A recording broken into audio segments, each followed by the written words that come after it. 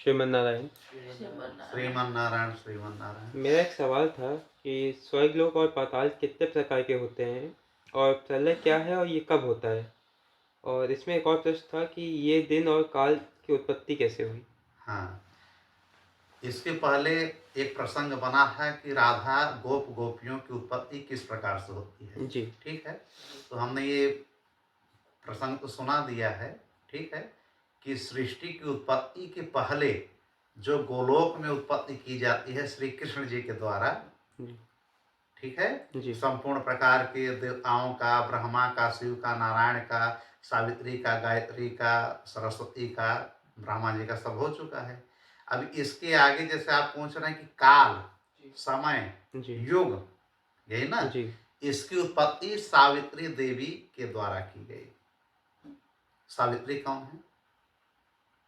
सावित्री को गायत्री भी कहा जाता है, जैसे कि ब्रह्मा की ये धर्म पत्नी बनी है। जी। ठीक है, अब जब इनकी उत्पत्ति, ये सब गोलोक की घटना है, गोलोक में ही सब हो रहा है। फिर इन्होंने वेदों को उत्पत्ति किया। कहीं कहीं तो है कि वेद जो है ब्रह्मा जी के मुख से निकला। जी। ठीक है, अन्य अन्य कल्प में है, लेकिन इस प्रकार से कि वेदों को सावित्री जी ने प्रकट किया। 4 वेद, ऋग्वेद, यजुर्वेद, सामवेद, अथर्ववेद, यही ना? जी। अब बाद में इसको विस्तार किसने दिया? वेद व्यास जी ने इन वेदों को बहुत बड़े स्तर पे बना दिया। इसीलिए इनका नाम था महर्षि कृष्ण द्वैपायन, लेकिन नाम पड़ गया महर्षि वेद व्यास, वेदों का विस्तार व्यास करने की वजह से। फिलहाल तो इनको, सावित्री जी को वेदों की माता भी कहा जाता है। इन्होंने समय को उत्पन्न किया, जो आज हम लोग टाइम 24 आवर्स में बांटे हैं, इसकी उत्पत्ति बहुत पहले हो गई है, हमारा विज्ञान नहीं किया है। जैसे दिन, वार, तिथि, काल, समय, ठीक है, नक्षत्र, राग, रागनिया, 36 प्रकार की जो रागनियां हैं, सुर, ताल, युग, मनवंतर, कल्प, रोग, मृत्यु, सबको उत्पन्न किया सावित्री जी ने। जी। ठीक है, और सबको अपना स्तनपान कराया, सबको अपने बेटे जैसा लालन पालन किया कि ये समय रहेगा, ये माह रहेगा, ये तिथि रहेगा, ये वार रहेगा, ये काल बनेगा, ये रोग बनेगा, व्याधि बनेगा। इस प्रकार से उसकी उत्पत्ति हुई। ठीक है, माता सावित्री के द्वारा। उस प्रश्न का जवाब आपका ये आ गया। ठीक है, अब जब ये सब उत्पत्ति हो जाती है श्री कृष्ण के द्वारा, अब उत्पत्ति की जाती है ब्रह्मा जी के द्वारा, क्योंकि समस्त ब्रह्मांड के संरचना और उत्पत्ति की जिम्मेदारी लेते हैं ब्रह्मा जी। ठीक है, जैसा हमने पहले बताया है कि महाकल्प क्या है। 3 प्रकार के जो कल्प हैं, ब्रह्मकल्प, वराहकल्प और पद्मकल्प, इसी को महाकल्प कहते हैं। ये सब सावित्री के द्वारा ही सब गठन किया गया, सावित्री माता जी के द्वारा। अब जब ब्रह्मा जी उत्पत्ति करने लगते हैं तो ब्रह्मा जी सुमेरु पर्वत का गठन करते हैं। आप लोगों ने सुना होगा, हम लोगों की जितनी सृष्टि है सुमेरु पर्वत पे ही इसका गठन हुआ है। सुमेरु पर्वत एक दिव्य पर्वत है, दक्षिण में है, कहा जाता है। अब तो लुप्त जैसा है, लेकिन बना उसी पे है जो दिखाई नहीं देता, जो पूरी सृष्टि है ब्रह्मा की। सुमेरु पर्वत बहुत विस्तृत पर्वत है। ठीक है, इसके शिखर पे 8 पर्वत हैं। सुमेरु पर्वत के सबसे उच्च शिखर पे 8 पर्वत बनाए। अब 8 पर्वतों को 8 नगरी बना दिया। आपके प्रश्न का जवाब इसी में आएगा। 8 नगरी बन गई, तो 8 लोकपाल नियुक्त कर दिए, जिसमें दिव्य लोग रहने लगे, देवी देवता, इस प्रकार से लोग वहां पे रहने लगे। ठीक है जी। अब 8 लोकपाल, 8 नगरी, 8 पर्वत, वो जो नगरी है 8 पर्वत के रूप में जानी गई, 8 नगरी के रूप में जानी गई। इस प्रकार 8 नगरी बना दिए, 8 पर्वत बना दिए, 8 लोकपालों की नियुक्ति कर दिया। ठीक है जी। अब उन्होंने बनाया 7 समुद्र। आप लोगों ने पढ़ा होगा जीएसजी के अपने उसमें कि सप्त सैंधव ना, माने 7 समुद्र, ये सब ब्रह्मा जी के द्वारा ही निर्मित किए गए हैं। 7 समुद्र बन गए, 7 द्वीप बन गए, जी। 7 आइलैंड, जी 7 ओशन, ठीक है। जी। अब 7 स्वर्ग लोक बना, लोक जिसे कहते हैं, 14 लोक हैं सिंपल भाषा में। नॉर्मली अगर हम देखें तो 14 लोक हैं। लोक क्या है? लोक है क्या? अरे लोक वही है यार, स्थान मान लीजिए जहाँ पे हम लोग रह रहे हैं। जैसे ये पृथ्वी लोक हो गया, जी। स्वर्ग लोक हो गया, पाताल लोक। लोक माने एक जगह हो गई, स्थान एक स्थान हो गया, प्लेस हो गया, ठीक है। जी। उसमें बहुत सोचने की क्या बात है। जी तो इस प्रकार से 8 पर्वत बने, 8 नगर बना जो लोकपाल हुए, 7 समुद्र बना, ठीक, 7 द्वीप जी। बना, 7 स्वर्गलोक या लोक बन गया, और 7 पाताल लोक बन गया। जी। ये ब्रह्मा जी ने निर्माण किया। अच्छा, अब 7 ये स्वर्गलोक क्या है, या 7 लोक क्या है? स्वर्गलोक, देखिए स्वर्ग का मतलब होता है कि जहां लोग ना मरे, जी इसलिए पृथ्वी भी उसमें आ रही है, तो हम इसको स्वर्गलोक ना करके 7 लोक कहेंगे। जैसे एक है भूलोक, जी। एक भूवर लोक, ठीक, जी। एक हो गया आपका स्वरलोक, क्या क्या हमने बताया, भूलोक, भूवर लोक, स्वर्ग स्वरलोक, तपोलोक, जनलोक, सत्यलोक, और एक होता है आपका महरलोक। जी। 7 हो गए ना, जी। एक महरलोक। इस प्रकार से ये लोक हो गए। अब पाताल लोक 7 होता है, वो कौन कौन है? अतल, बीतल, बीतल। सुतल, तलातल, महातल, पाताल और रसातल। जी जी। ये 7 क्या हो गए आपके? पाताल हो गए। माने 7 लोग उधर हो गए, 7 लोग इधर, 14 भुवन। तो जो आप लोग बार बार सुनते हैं 14 भुवन, तो 14 भुवन यही होता है कि 14 भुवन के जो स्वामी है वो हमारे प्रभु श्री राम जी हैं। तो श्री राम जी को 14 ही भुवन के नहीं है, और भुवन हम बता रहे हैं। भुवन माने लोक। जी। पृथ्वी को छोड़ करके जो ऊपर है वो परलोक है, और पृथ्वी के नीचे जो है वो पाताल लोक है। अब उसी में हमारा स्वर्गलोक अब आता है, ठीक है। जो स्वर्गलोक है इसी को स्वर्गलोक भी कहा जाता है, ठीक है। जी। अब भूलोक माने, भू माने हम लोगों का लोक, भूलोक, धरती लोक, मर्त्य लोक, दुखालय, ये हम लोगों का लोक है। तो 7 लोक ये हो गए, 7 लोक ये, 14 लोक हो गए। अब बताइए, अब इसके बाद लोक आता है सबसे ऊपरी शिखर पे, सुमेरु पर्वत के ब्रह्मलोक। ब्रह्मा जी का लोक सबसे ऊपर है, ठीक। जी। सुमेरु पर्वत के सबसे नीचे क्या है? 7 पाताल। और सुमेरु पर्वत पे, ठीक है, सुमेरु पर्वत के सबसे ऊपर क्या है? ये लोक हो गए। बीच में क्या है? हम लोगों को पृथ्वी लोक हो गया, भूलोक। इसके बाद 6 लोक हो गए, ठीक है। जी। इस प्रकार 14 भुवन हो गए। अब एक हो गया ब्रह्मलोक, कितना हो गया? 15 हो गया। ब्रह्मलोक के और ऊपर चलिए, ध्रुवलोक। ध्रुव कौन? राजा उत्तानपाद के जो लड़के थे, जो नारद जी को गुरु बना करके 5 वर्ष की उम्र में भगवान को प्राप्त कर लिए, 36,000 वर्ष तक शासन किया, और फिर जाकर के इनको एक लोक अलग से मिला, सबसे उच्च लोक। हाँ, वैकुंठ लोक के एक हिस्से को ही इन्होंने ध्रुव लोक बना करके दे दिया ध्रुव जी को। बताइए भगवान की भक्ति में कितनी शक्ति है। ये ध्रुव लोक हो गया। अब ध्रुव लोक के ऊपर अगर हम चलेंगे तो वैकुंठ लोक और शिवलोक है, ठीक है। जी। और फिर और लोक हैं, साकेत लोक है, साकेत लोक भी है, जी। परम पद लोक है, ठीक है। जी। तो इस प्रकार से बहुत लोक है, लेकिन 14 लोकों की बार बार हम लोग कल्पना करते हैं। और सब लोग क्या इंद्र के अधीन है? नहीं, इंद्र के अधीन केवल एक है जिसे हम स्वर्गलोक कहते हैं। बाकी लोग की अन्य अन्य अधिष्ठाता हैं, ठीक है। और जो पाताल में है, इसमें एक जो है वरुण देव का लोक होता है। वरुण, वरुण जी जल के देवता हैं, ठीक है। और एक लोक होता है नागों का, जिसे हम पाताल लोक कहते हैं, जहाँ के मेन हैं कौन? शेषनाग, जी। ठीक है। वासुकी, शेषनाग बाद में छोड़ के चले गए, तो वासुकी को उन्होंने हेड ऑफ डिपार्टमेंट बना दिया पाताल लोक का।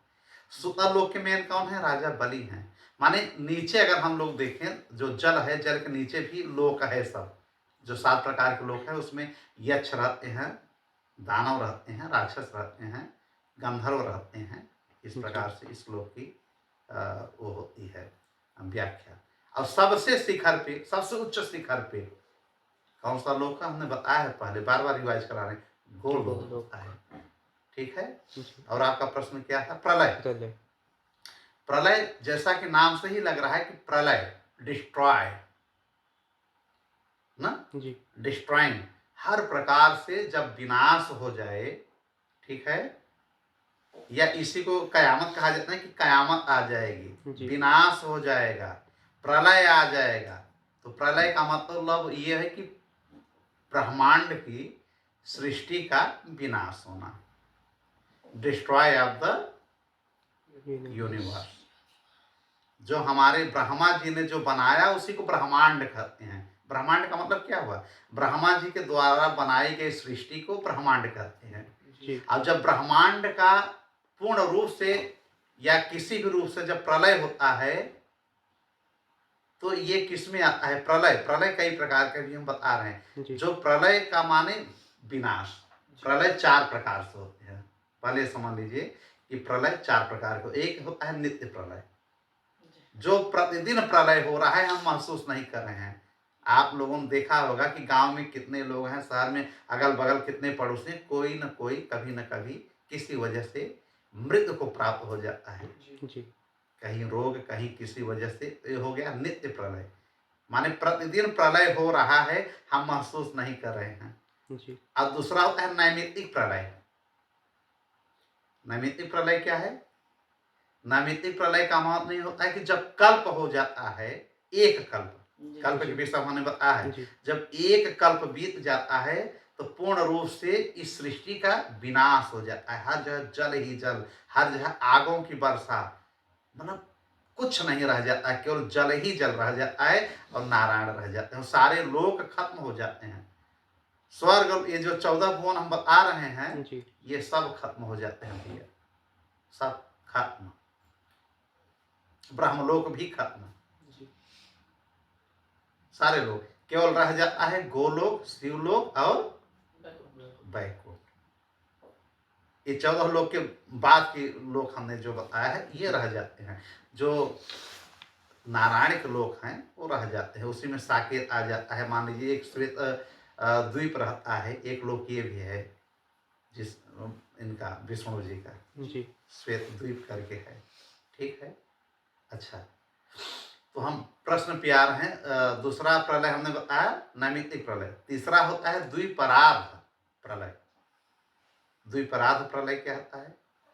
एक प्रलय होता है आपस में ही, जैसे जो ज्ञानी पुरुष बन जाता है वो इस संसार को प्रलय में ही समझ करके छोड़ देता है, घर द्वार से मतलब नहीं रखता है। एक प्रलय यह है कि जो लोग ज्ञान को लेकर के भगवान को प्राप्त कर लिए, उनके लिए प्रलय है। ये द्विपरार्ध प्रलय है। ठीक है। जी, और एक प्रलय होता है नेचुरल प्रलय, नेचुरल डिस्ट्रॉइंग। ठीक है। जी, तो एक होता है प्राकृतिक प्रलय।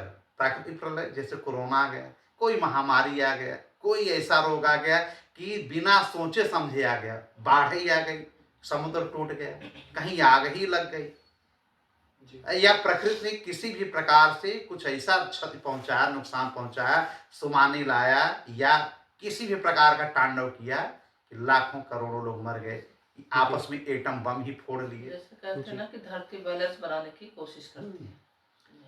धरती जो बैलेंस बनाने की कोशिश करती है, नेचुरल जी, जो डेथ होते हैं, नेचर जी, माने जो प्राकृतिक रूप से होता है, उसी को कहते हैं प्राकृतिक आपदा या प्राकृतिक प्रलय। विनाश या प्राकृतिक प्रलय। प्रलय कहिए, तबाही कहिए, कयामत कहिए, विध्वंस कहिए, ये सब उसी के लक्षण है। जी, प्रलय माने पहले जैसे उसी में लय हो जाएगा, विलीन हो जाएगा। प्रलय को अगर हम अलग अलग शब्दों में करें, प्र और लय से बना है। प्री पहले, पहले जैसा वो लय हो जाएगा, मिल जाएगा। माने पहले क्या है? कुछ नहीं था, हर जगह जल ही जल। उसी प्रकार जल ही जल जब रह जाएगा तो प्रलय। प्रलय कब कब होता है? एक कल्प में होता है, ठीक है। जी। माने ब्रह्मा जी का एक दिन, एक कल्प क्या होता है, बार बार इसलिए बता रहे हैं कि आप लोगों के दिमाग में बैठ जाए। एक कल्प क्या है, 14 मनवंतर के बराबर। माने 14 बार इंद्र चेंज हो जाएंगे, 14 बार राजा मनु चेंज हो जाएंगे, 14 बार के बाद एक कल कल कल्प होता है। इस समय कैसरा मनवंतर चल रहा है, सात 7वां चल रहा है वैवस्वत मनवंतर जो है। जी। अभी 7 मनवंतर और आएंगे, तब पूर्ण प्रलय होगा। जी। कहीं कहीं भविष्य मालिका के हिसाब से जो अच्युतानंद जी ने लिखा है, उसके अंतर्गत बहुत भ्रम फैला हुआ है ना कि अब बहुत जल्दी प्रलय होने वाला है, 26 में प्रलय होगा। तो उसके विषय में हम कल बनाएंगे, कल आएंगे कि क्या प्रलय होगा। पूर्ण प्रलय नहीं होगा, लेकिन कुछ प्रकार से प्रलय होंगे, उस पर जिक्र किया जाएगा। फिलहाल अभी हम 4 प्रकार के प्रलय पे फोकस डाल रहे हैं। नित्य प्रलय, नैमित्तिक प्रलय, द्विपराध प्रलय, प्राकृतिक प्रलय। लोक हो ही गए आपके, जी। ठीक है। कौन कौन लोक हैं अब उसको देख लीजिएगा, समझ लीजिएगा। 7 लोक हो गए नीचे के, जो जमीन के नीचे हैं, जी। जिसे हम पाताल लोक एक नाम पे संबोधित करते हैं, लेकिन हैं 7, ठीक है। और जो ये 7 ये हो गए 14। गोलोक, गोलोक और शिवलोक और वैकुंठ लोक, ये नित्य हैं, कभी न खत्म होने वाले। जी। फिर ध्रुव लोक है ही, साकेत है ही आपका, परम पद है ही आपका, ठीक जी। है। और इसके बाद जो है ब्रह्मलोक है, ब्रह्मलोक का भी नाश हो जाता है, जी। क्योंकि ब्रह्मांड में अनेक ब्रह्मांड है भैया, अनेक ब्रह्मा हैं। अच्छा हम लोगों के ब्रह्मांड का जो निर्माण हुआ है, सुमेरु पर्वत के हिसाब से हम लोग चलते हैं कि पूरा ब्रह्मांड हमारा सुमेरु पर्वत पे बसा हुआ है, टिका हुआ है। लोक, परलोक और पाताल लोक, देखिए इसी को कहते हैं लोक, परलोक और पाताल लोक। लोक ये है हम लोगों का, परलोक वो है जिसको हम देख नहीं पा रहे हैं, ठीक है। मनन अध्ययन करते हैं प्रकृति के रूप में, भगवान के रूप में, सृष्टिकर्ता के रूप में, लेकिन जानते सब हैं, जानने की कोशिश कोई नहीं करता है। जानते सब हैं जी। कि आखिर हम कहाँ से आए हैं और कहाँ चले जा रहे हैं। अभी तो आप एक घर में बैठे हुए हैं, आपको मालूम है कि हमारा घर है, ये है, हमारे माँ है, पिता हैं, भाई हैं, बंधु है, बहन है, या हमारा परिवार है। इतने में सब खोए हुए हैं, चूंकि माया से सब ग्रसित है ना यार, सब भूल जाते हैं। माया में ही सब यही इतना है। लेकिन इतना आभास है कि राम राम सत्य जब हो रहा है, लाश को दाह संस्कार में जलाया जा रहा है, तो आखिर में वही बोलने वाला आदमी, चलने वाला आदमी कुछ बोल नहीं रहा है, जल जा रहा है। अभी थोड़ा सा माचिस की तीली लगाएं, देखो अरे बाप रे, ये लगाओ वो लगाओ, बरना लगाओ, न जाने दुनिया भर का दवा कराओ, लेकिन उसमें जलाया जा रहा है, कोई फर्क नहीं पड़ रहा है। तो इतना तो फीलिंग आती होगी ना कि आखिर में यार ये शरीर रह गया, इसके अंदर कोई ना कोई शक्ति रही होगी, जी। कोई ना कोई पुंज है जो कहीं चला गया। इसका मतलब कि कोई न कोई परलोक है, कोई न कोई इसको चला रहा है, किसी न किसी प्रकार की दिव्य शक्ति है। हम माने न माने, इसी से संबंधित एक हमारा प्रश्न और था कि कहते हैं कि नारायण के शरीर पर जितने रूम हैं उतने ही ब्रह्मांड हैं, तो जब प्रलय आती है तो क्या सारे ब्रह्मांड में आती है? हाँ, जब एक कल्प बीत जाता है, जी। जैसा कहा कि ब्रह्मा का जब एक दिन हो जाता है, तो एक कल्प के बराबर ही एक रात्रि होती है। माने कि भगवान का एक निमेष केवल होता है, निमेष मात्र। माने ब्रह्मा जी का एक कल्प, और हम लोग हैं तो करोड़ों, मतलब समझ लीजिए जन्म हो गया, 84 लाख योनि की बातें छोड़िए। जी। तो ब्रह्मा जी का एक दिन माने एक कल्प, और हमारे नारायण भगवान का एक आंख को थोड़ा सा झपकी लेना और खोलना, एक निमेष मात्र। जी। ये जब होता है, उनको झपकी लेते हैं, खोलते हैं, तो एक कल्प रात्रि बीत जाती है। जी। तब तक हर जगह अंधेरा, हर जगह जल ही जल, यही रहता है। तो जितने ब्रह्मांड हैं, असंख्य ब्रह्मांड है, असंख्य शिव जी हैं, असंख्य ब्रह्मा जी हैं, असंख्य विष्णु जी, हमने पहले भी बताया है। जी। हम केवल अपने ब्रह्मांड की बात करते हैं। हर ब्रह्मांड अपने ब्रह्मांड के कोई नहीं जान पा रहा है। अन्य ब्रह्मांड की बात छोड़िए, तो समस्त ब्रह्मांड में नैमित्तिक प्रलय आता है, ठीक है। नैमित्तिक प्रलय माने पूर्ण रूप से विनाश होने को ही हम नैमित्तिक प्रलय कहते हैं। तो पूरे ब्रह्मांड का विनाश हो जाता है, कोई नहीं बचता। जीव जंतु, राक्षस, दैत्य, मनुष्य, या जितने प्रकार के भगवान ने जीव जंतुओं का ब्रह्मा ने जो भी निर्मित किया है सब खत्म हो जाता है, पेड़ पौधों से लेकर सब कुछ। अच्छा, इसी प्रकार से सृष्टि की रचना किसने किया है? ब्रह्मा जी ने ही किया है। जी। ठीक है, तो थोड़ा सा इस पे फोकस डालें कि सृष्टि की रचना में सर्वप्रथम इन्होंने सनकादिक ऋषि को पैदा किया, हम बताए हैं। जी। मानस पुत्र उनके हैं, मन से पैदा हुए हैं, जी। जिसमें नारद जी भी एक हैं। जी। जी अच्छा, ये जो ये नाभि से पैदा हुए हैं हमारे नारायण भगवान के, जी नारायण भगवान के नाभि कमल से तो ब्रह्मा जी आए और जी। फिर पूरे हमारे ब्रह्मांड की सृष्टि की रचना की। जी। जी तो इनके नाभि कमल से कौन पैदा हुआ? ब्रह्मा जी के नाभि कमल से विश्वकर्मा का नाम आपने सुना होगा, जी। शिल्पकार, जी। शिल्पियों के जो देवता हैं, जी ठीक है, जी विश्वकर्मा जी इनके नाभि से पैदा होते हैं, ब्रह्मा जी ब्रह्मा जी के। और इन्हीं के नाभि से 8 वसु पैदा होते हैं। वसुओं की कथा आप जानते होंगे, नहीं जानते होंगे फिर सुना देंगे। तो माने कि विश्वकर्मा जी और 8 वसु इनके नाभि से पैदा होते हैं। जी। और श्री कृष्ण जी के पीठ से देवताओं का जन्म होता है, जी ठीक है। और ब्रह्मा जी के पीठ से अधर्म का जन्म होता है। अधर्म, जी। जिससे आदमी अधर्म कर रहे हो बहुत भोगोगे, तो ब्रह्मा जी के पीठ से अधर्म का जन्म होता है। जी। और उसी अधर्म से वामांग से अलक्ष्मी पैदा होती हैं। एक होती हैं लक्ष्मी, एक होती हैं अलक्ष्मी। अब समझ लीजिए, अलक्ष्मी का मतलब जहां अधर्म होगा वहीं अलक्ष्मी होगी। माने जहां गलत करोगे वहां पैसा नहीं रहेगा, लक्ष्मी नहीं टिकेगी। मतलब देखिए कॉम्बिनेशन, देखिए जहां अधर्म है वहां अलक्ष्मी है। दोनों के आपस में शादी भी हुई थी। जी। जैसे जैसे लोग होते हैं वैसे लोगों से उनका संबंध बनता है ना, यह होता है। बुरे लोग बुरे लोगों से संबंध बनाते हैं, मैग्नेट जैसा खींचता है। फिर ब्रह्मा जी ने तमाम प्रकार की सृष्टि की, जो कि हम ऑलरेडी बता ही चुके हैं। तो फिर आगे उस पर चर्चा होगी, बाकी आपके प्रश्न का जवाब मिल ही गया। और जी। कोई इसमें प्रश्न? नहीं, बस ठीक है, श्रीमान श्रीमन नारायण। श्रीमन नारायण।